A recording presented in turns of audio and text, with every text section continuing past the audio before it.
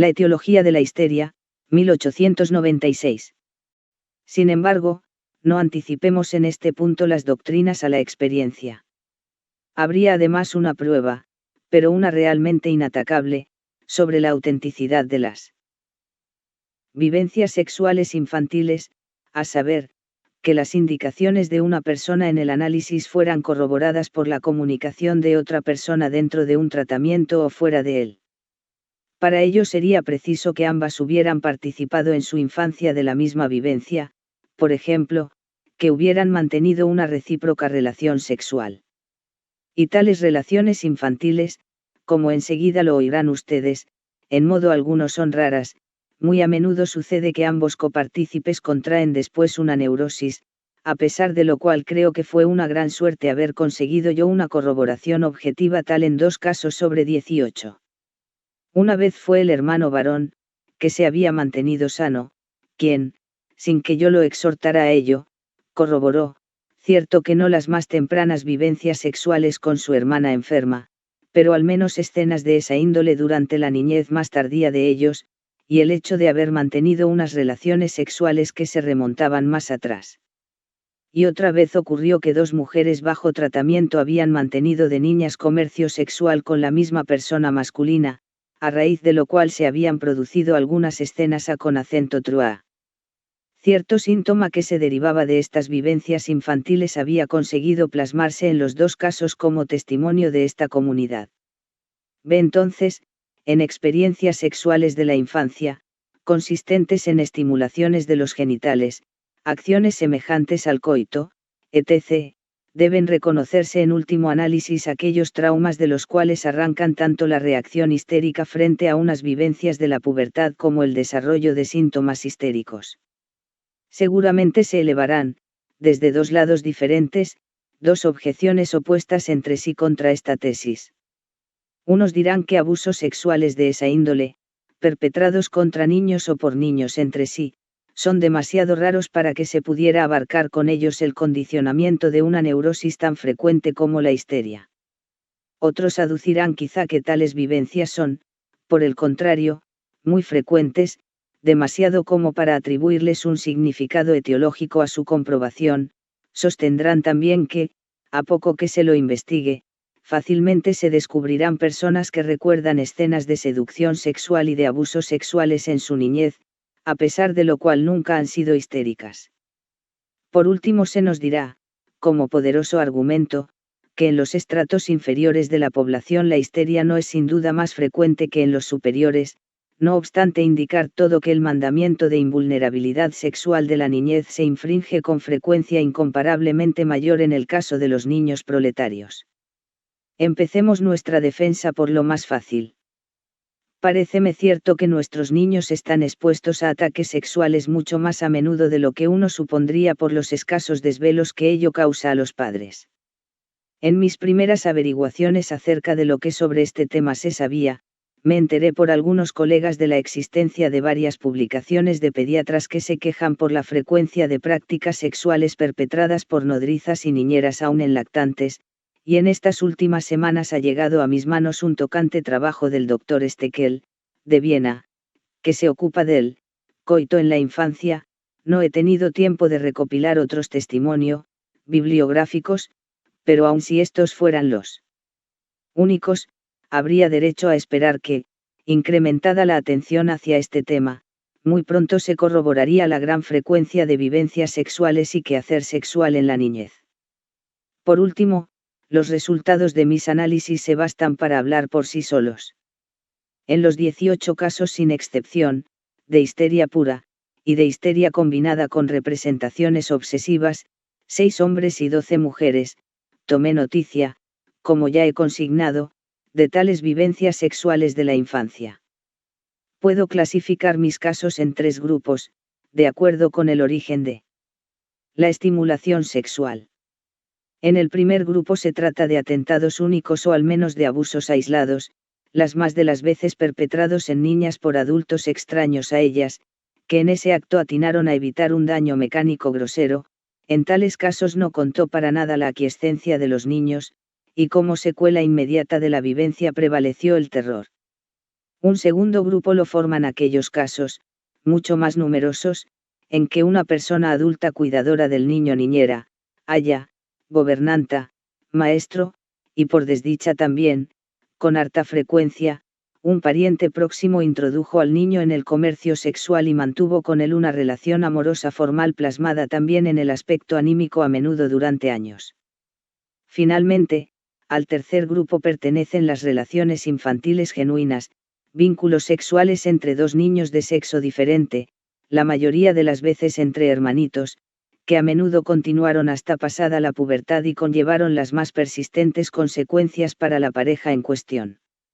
En la mayoría de mis casos se averiguó un efecto combinado de dos o más de estas etiologías, en algunos, la acumulación de vivencias sexuales de diferente origen era directamente asombrosa. Pero ustedes comprenderán con facilidad esta característica de mis observaciones si consideran que todos los casos que debí tratar eran de afección neurótica grave, que amenazaba con incapacitar al individuo para la existencia. Ahora bien, cuando había una relación entre dos niños, en ciertos casos se consiguió probar que el varón que por cierto desempeña aquí el papel agresivo había sido seducido antes por una persona adulta del sexo femenino, y luego, bajo la presión de su libido prematuramente despertada y a consecuencia de la compulsión mnémica, buscó repetir en la niñita justamente las mismas prácticas que había aprendido del adulto, sin emprender él mismo una modificación autónoma en la variedad del quehacer sexual. Por lo dicho, me inclino a suponer que sin seducción previa los niños no podrían hallar el camino hacia unos actos de agresión sexual. Según eso, el fundamento para la neurosis sería establecido en la infancia siempre por adultos, y los niños mismos se transferirían entre sí la predisposición a contraer luego una histeria. Les pido que consideremos por un momento la particular frecuencia con que los vínculos sexuales de la infancia se producen justamente entre hermanitos y primos, por la oportunidad que a ello brinda el habitual estar juntos. Imaginen ahora que 10 o 15 años después se hallara enfermos en esa familia a varios individuos de la generación joven, y pregúntense si esta presencia familiar de la neurosis no es apta para inducirnos a suponer erróneamente una predisposición hereditaria donde solo hay una pseudoherencia, y en realidad ha sobrevenido una transferencia, una infección en la niñez. Ahora pasemos a la otra objeción, que se basa en la admitida gran difusión de las vivencias sexuales infantiles y en la experiencia de que muchas personas que no se han vuelto histéricas recuerdan escenas de esta índole. Contra esto digamos, en primer término, que la enorme frecuencia de un factor etiológico no podría utilizarse como argumento para desestimar su significado etiológico. ¿Acaso el bacilo de la tuberculosis no es omnipresente y no lo contraen muchos más hombres de los que se muestran enfermos de tuberculosis? E importa menoscabo para su significación etiológica el hecho de que, evidentemente, a menester de la cooperación de otros factores para producir su efecto específico, la tuberculosis. Para ser apreciado como etiología específica basta que la tuberculosis no sea posible sin su cooperación. Y lo mismo vale para nuestro problema. No interesa que muchos seres humanos vivencien escenas sexuales infantiles sin volverse histéricos, con tal de que todos los que se han vuelto histéricos hayan vivenciado esas escenas. El círculo de ocurrencia de un factor etiológico puede ser mucho más extenso que el de su efecto, pero no puede ser nunca más reducido. No contrajeron viruelas todos los que tocaron o se acercaron a alguien con esa enfermedad, y sin embargo el contagio por un enfermo de viruelas es casi la única etiología que conocemos para esta. Es verdad que si un quehacer infantil de la sexualidad fuera de ocurrencia casi universal, su comprobación en todos los casos carecería de todo peso. Pero, en primer lugar, semejante afirmación sería sin duda muy exagerada y, en segundo lugar, los títulos etiológicos de las escenas infantiles no descansan solo en la constancia de su aparición en la anamnesis de los histéricos, sino, sobre todo, en la comprobación de los lazos asociativos y lógicos entre ellas y los síntomas histéricos, prueba que les resultaría a ustedes evidente como la luz del día si hiciéramos la comunicación completa de un historial clínico. ¿Cuáles serán esos otros factores de que ha menester aún la etiología específica de la histeria para producir realmente la neurosis? Este señores, constituye en sí mismo un tema, que no me propongo tratar. Por hoy solo necesito mostrar el punto de contacto donde se articulan ambas partes del tema etiología específica y auxiliar. Sin duda entrará en cuenta un número considerable de factores, la constitución heredada y personal, la sustantividad interior de las vivencias sexuales infantiles, sobre todo su frecuencia, una relación breve con un muchacho extraño, luego indiferente, que dará muy a la zaga de unos vínculos sexuales íntimos, mantenidos durante años, con un hermano varón.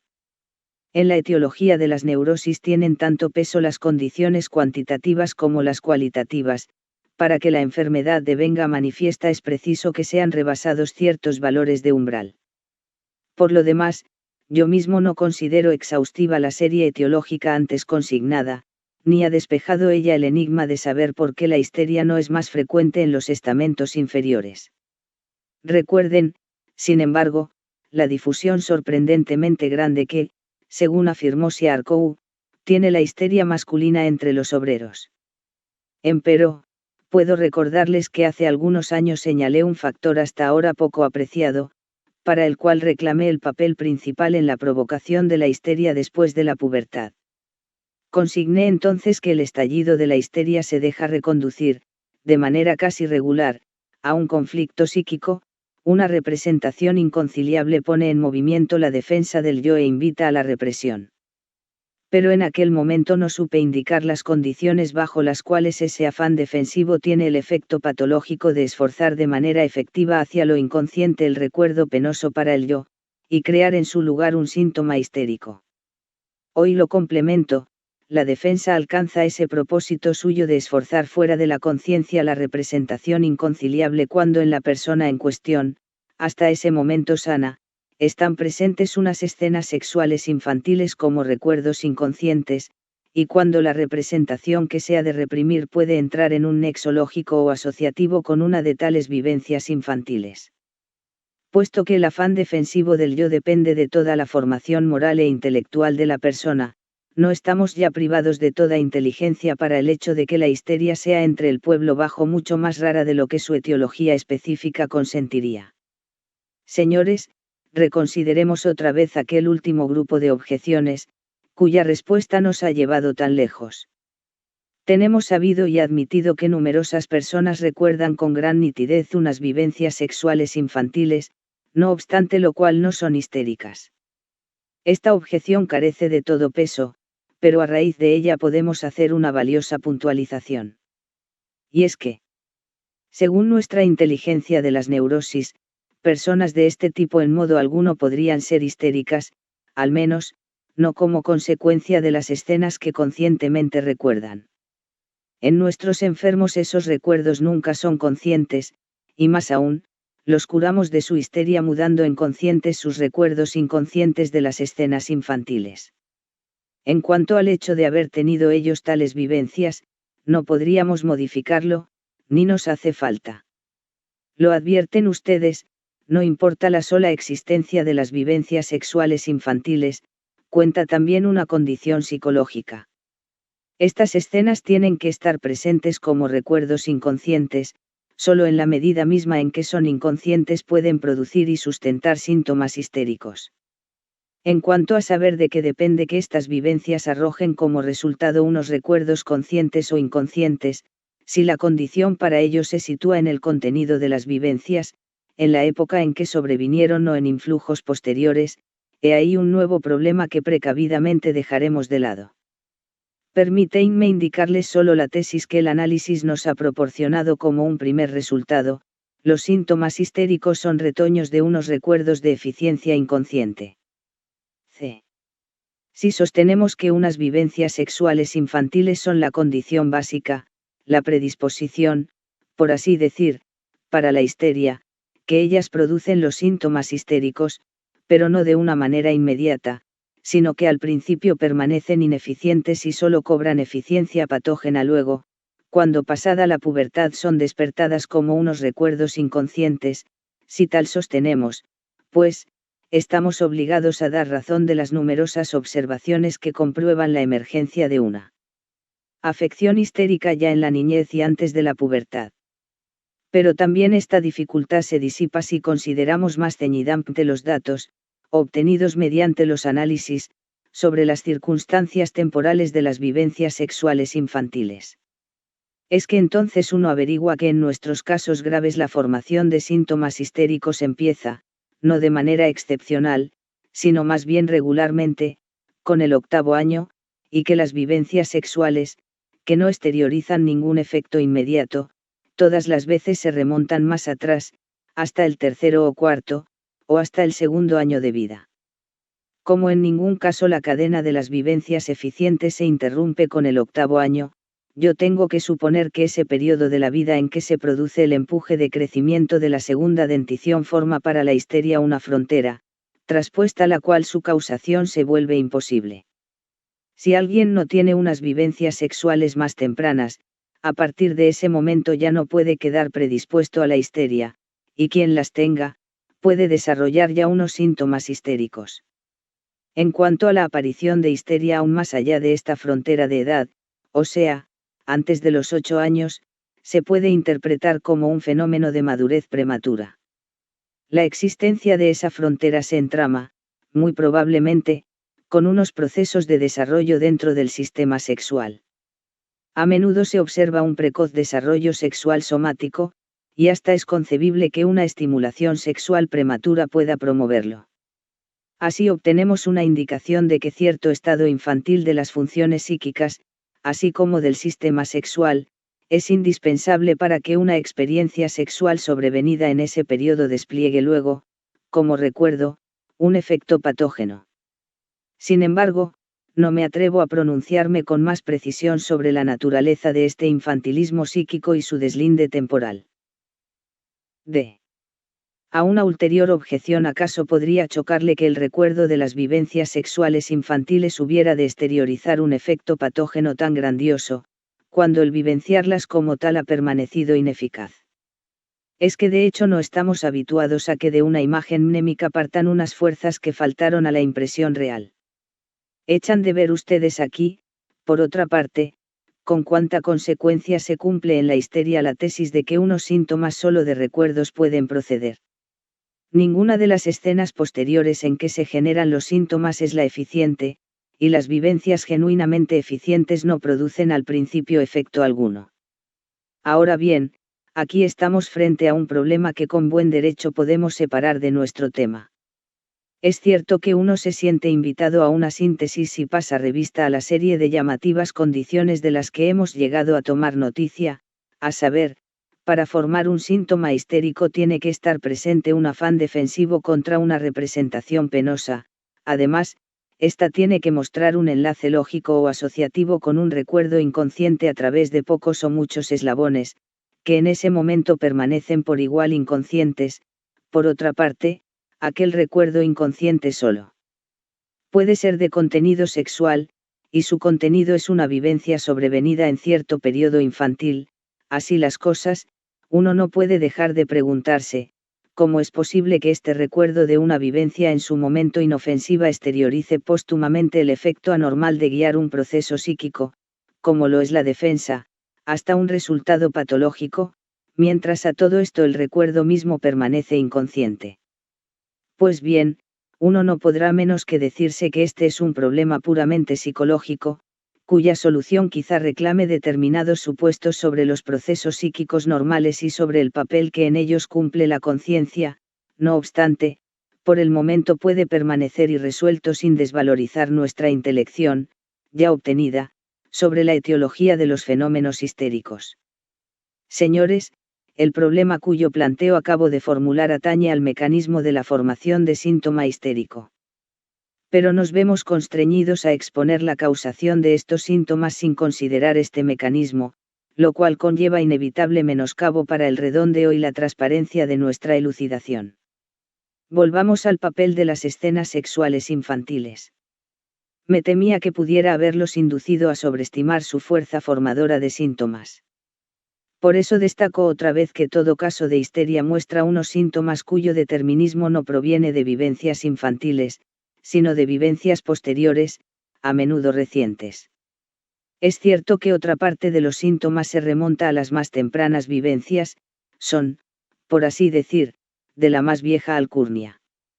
Entre ellos se cuentan, sobre todo, las tan numerosas y múltiples sensaciones y parestesias en los genitales y otras partes del cuerpo que simplemente corresponden al contenido de sensación de las escenas infantiles en una reproducción alucinatoria, a menudo también con doloroso refuerzo. Otra serie de fenómenos histéricos frecuentísimos, el tenesmo vesical, la sensación de defecar, perturbaciones de la actividad intestinal, atragantamientos y vómitos, indisposiciones de estómago y asco a los alimentos, se pudieron discernir en mis análisis igualmente y por cierto con una sorprendente regularidad como derivados de esas mismas vivencias infantiles, y se explicaron sin trabajo a partir de unas propiedades constantes de ellas. En efecto, las escenas sexuales infantiles son enojosas propuestas para el sentimiento de un ser humano sexualmente normal, contienen todos los excesos consabidos entre libertinos e impotentes, en que se llega al empleo sexual abusivo de la cavidad bucal y el recto. El asombro que provocan deja sitio enseguida en el médico a una cabal inteligencia. De personas que no tienen reparos en satisfacer con niños sus necesidades sexuales no se puede esperar que se escandalicen por unos matices en la manera de esa satisfacción, y la impotencia que es propia de la niñez esfuerza infaltablemente a las mismas acciones subrogadoras a que el adulto se degrada en caso de impotencia adquirida.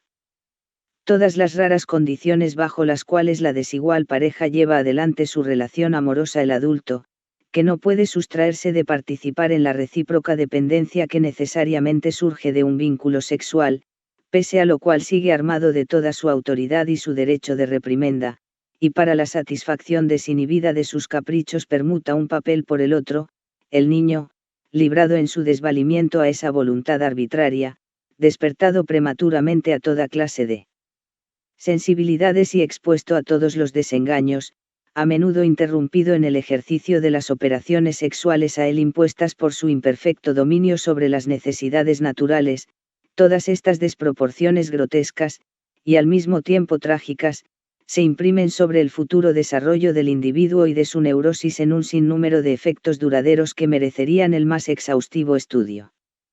Toda vez que la relación se juega entre dos niños, el carácter de las escenas sexuales sigue siendo empero repelente, pues en todos los casos supone una seducción previa de uno de los niños por un adulto. Las consecuencias psíquicas de tales relaciones infantiles son extraordinariamente profundas, las dos personas permanecen para el resto de su vida enlazadas entre sí por una atadura invisible. En ocasiones, son circunstancias colaterales de estas escenas sexuales infantiles las que en años posteriores cobran poder determinador sobre los síntomas de la neurosis. Así, en uno de mis casos, la circunstancia de haber sido adiestrado el niño para excitar con su pie los genitales de la mujer adulta fue suficiente para fijar durante años la atención neurótica sobre las piernas y su función, y producir, en definitiva, una paraplegia histérica. En otro caso, habría permanecido enigmático porque en sus ataques de angustia, que solían producirse en ciertas horas del día, la enferma no quería dejar que se fuera de su lado una determinada entre sus muchas hermanas, que así la tranquilizaba, si el análisis no hubiera averiguado que el perpetrador de los atentados preguntaba, en cada una de sus visitas de aquella época, si estaba en casa esa hermana, de quien no podía menos que temer ser estorbado. Suele suceder que la fuerza determinadora de las escenas infantiles se esconde tanto que inevitablemente se la descuidará en un análisis superficial. En ese caso, uno cree haber hallado la explicación de cierto síntoma en el contenido de una de las escenas posteriores, y luego, en la trayectoria del trabajo, choca con el mismo contenido en una de las escenas infantiles, de suerte que en definitiva se ve precisado a decirse que la escena posterior debe su fuerza determinadora de síntomas a su concordancia con las escenas tempranas.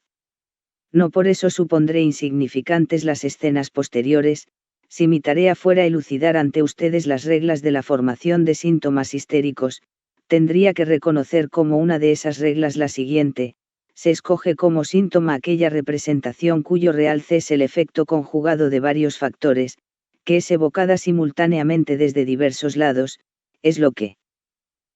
En otro lugar he intentado formular mediante esta tesis, los síntomas histéricos son sobredeterminados. Una cosa aún, señores, antes dejé de lado, como un tema especial, la relación entre la etiología reciente y la infantil.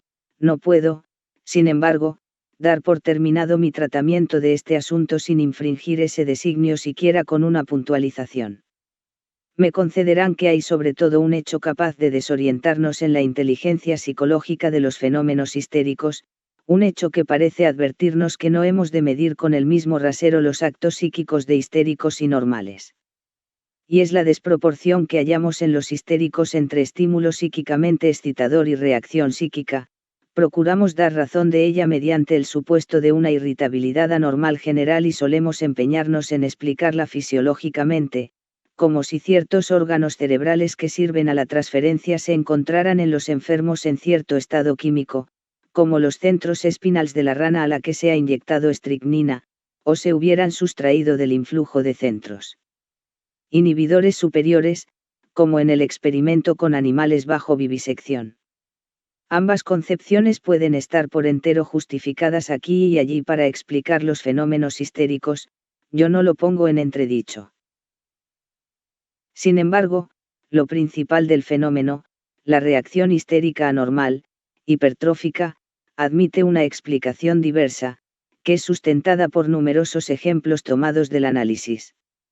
Y esta explicación reza: la reacción de los histéricos es exagerada solo en apariencia, tiene que aparecérsenos así porque nosotros solo tenemos noticia de una pequeña parte de los motivos de los cuales brota. En realidad, esta reacción es proporcional al estímulo excitador, vale decir, normal, y psicológicamente entendible. Lo inteligimos tan pronto como el análisis agrega a los motivos manifiestos, conscientes para el enfermo, aquellos otros que obraban sin que el enfermo supiera nada de ellos y, por tanto, sin que nos los pudiera comunicar. Podría pasar horas probando a ustedes esta importante tesis para todo el ámbito de la actividad psíquica de los histéricos, pero debo limitarme aquí a unos pocos ejemplos. Ustedes se acordarán de la quisquillosidad anímica, tan frecuente en los histéricos, que, al menor indicio de menosprecio, reaccionan como si se los hubiera afrentado mortalmente.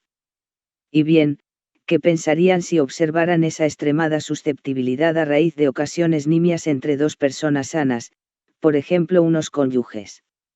Sin duda inferirían que la escena conyugal de que han sido testigos no es el mero resultado de la última, ínfima ocasión, sino que durante largo tiempo se ha acumulado un material inflamable que ahora explota en toda su masa en virtud del último choque.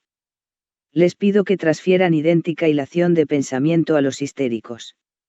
No es la última mortificación, mínima en sí, la que produce el ataque de llanto, el estallido de desesperación, el intento de suicidio, con desprecio por el principio de la proporcionalidad entre el efecto y la causa, sino que esta pequeña mortificación actual ha despertado y otorgado vigencia a los recuerdos de muchas otras mortificaciones, más tempranas e intensas, tras los cuales se esconde todavía el recuerdo de una mortificación grave, nunca restañada, que se recibió en la niñez.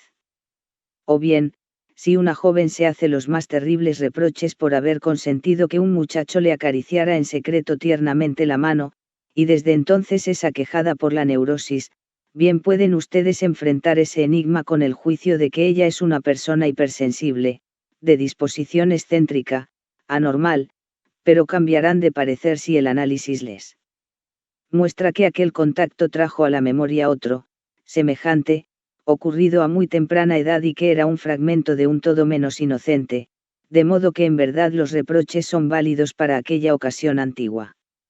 Y no es otro, en definitiva, el enigma de los puntos histerógenos: si ustedes tocan uno de esos lugares singularizados, hacen algo que no se proponían, despiertan un recuerdo capaz de desencadenar un ataque convulsivo, y como ustedes nada saben de ese eslabón psíquico intermedio, referirán el ataque, como efecto, directamente al contacto de ustedes como causa. Los enfermos se encuentran en esa misma ignorancia y por eso caen en errores semejantes, de continuo establecen enlaces falsos entre la ocasión última consciente y el efecto que depende de tantos eslabones intermedios. Pero si al médico se le ha vuelto posible compaginar, para la explicación de una reacción histérica, los motivos conscientes y los inconscientes, casi siempre tiene que reconocer esa reacción en apariencia desmedida como una reacción proporcionada, solo que anormal por su forma. Ahora objetarán ustedes, y con razón, a este modo de justificar la reacción histérica frente a un estímulo psíquico, que ella no es, empero, normal, preguntarán, porque los sanos se comportan de otro modo, porque en ellos no todas las excitaciones hace tiempo transcurridas vuelven a cooperar con su efecto cuando es actual una excitación nueva.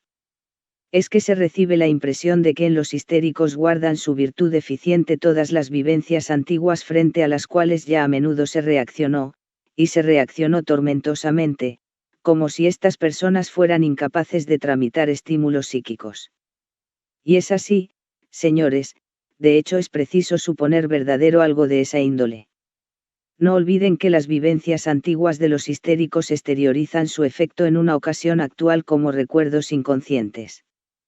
Parece como si la dificultad para la tramitación, la imposibilidad de mudar una impresión actual en un recuerdo despotenciado, dependiera justamente del carácter de lo inconsciente psíquico. Como ustedes ven, el resto del problema es también aquí psicología, y una psicología para la cual los filósofos nos han preparado poco. A esa psicología que debemos crear en todas sus piezas para nuestras necesidades, a la futura psicología de las neurosis, me veo precisado a remitirlos y, para concluir, les hago una comunicación de la que ustedes al principio temerán que perturbe nuestra incipiente inteligencia sobre la etiología de la histeria. Debo declarar que el papel etiológico de las vivencias sexuales infantiles no se limita al campo de la histeria, sino que de igual manera rige para la asombrosa neurosis de las representaciones obsesivas, y aun quizá para las formas de la paranoia crónica y otras psicosis funcionales. En este punto mi pronunciamiento es menos terminante, porque el número de mis análisis de neurosis obsesivas aún es mucho menor que el de histerias. En cuanto a la paranoia, solo dispongo de un único análisis completo y de algunos fragmentarios. Pero lo que ahí hallé me pareció confiable y me ha llenado de expectativas ciertas para otros casos. Quizá recuerden que aún antes de serme consabida la comunidad de la etiología infantil yo abogué por la reunión de histeria y representaciones obsesivas bajo el título de neurosis de defensa. Ahora es preciso agregar, cosa que en verdad no se habría esperado de manera general, que todos mis casos de neurosis obsesiva permitieron discernir un trasfondo de síntomas histéricos, las más de las veces sensaciones y dolores, que se remontaban justamente a las más antiguas vivencias infantiles. Y entonces, ¿cómo se decide que de las escenas infantiles que permanecieron inconscientes haya de surgir luego una histeria o una neurosis obsesiva, o aún una paranoia, cuando se sumen los otros factores patógenos? Es que esta multiplicación de nuestros discernimientos parece menoscabar el valor etiológico de tales escenas, cancelando la especificidad de la relación etiológica. Yo no estoy todavía en condiciones, señores, de dar una respuesta confiable a este problema. No son suficientes para ello el número de mis casos analizados, ni la diversidad de las condiciones presentes en ellos. Hasta ahora llevo observado que, ante el análisis, las representaciones obsesivas por lo general se desenmascaran como unos encubiertos y mudados reproches a causa de agresiones sexuales en la infancia, por eso se las encuentra más a menudo en varones que en mujeres, y en los varones las representaciones obsesivas son más frecuentes que la histeria. Yo podría inferir de ahí que el carácter de las escenas infantiles, a saber, que se las haya vivenciado con placer o solo pasivamente, tiene un influjo que comanda la elección de la posterior neurosis. Pero no me gustaría subestimar el influjo de la edad a que sobrevienen esas acciones infantiles, y otros factores. Solo podrá esclarecernos sobre esto el examen de ulteriores análisis. Ahora bien, si se llegan a averiguar los factores que gobiernan la decisión entre las formas posibles de las neuropsicosis de defensa, otra vez será un problema puramente psicológico conocer el mecanismo en virtud del cual se plasma cada forma singular. He llegado por hoy al término de mis elucidaciones. Preparado como estoy a la contradicción y la incredulidad, me gustaría aducir un último argumento en defensa de mi causa. Como quiera que tomen ustedes mis resultados, estoy autorizado a pedirles que no los consideren el fruto de una especulación fútil. Descansan en una laboriosa investigación de detalle en los enfermos, que en el caso más favorable me ha demandado 100 y más horas de trabajo.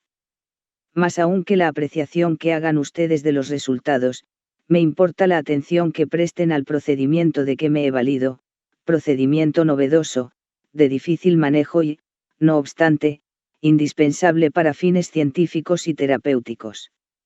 Sin duda inteligen ustedes que no será lícito contradecir los resultados que arroja este método, de Breuer modificado si, pasándolo por alto, se recurre a los métodos habituales para el examen clínico. Sería como si se pretendiera refutar los hallazgos de la técnica histológica invocando la indagación macroscópica. Este nuevo método de investigación, en la medida en que nos abre amplio acceso a un elemento nuevo del acontecer psíquico, a saber, los procesos del pensar que han permanecido inconscientes según la expresión de Breuer, insusceptibles de conciencia, nos infunde la esperanza de obtener una nueva y mejor inteligencia de todas las perturbaciones psíquicas funcionales. No puedo creer que la psiquiatría demore mucho en servirse de esta nueva vía de conocimiento.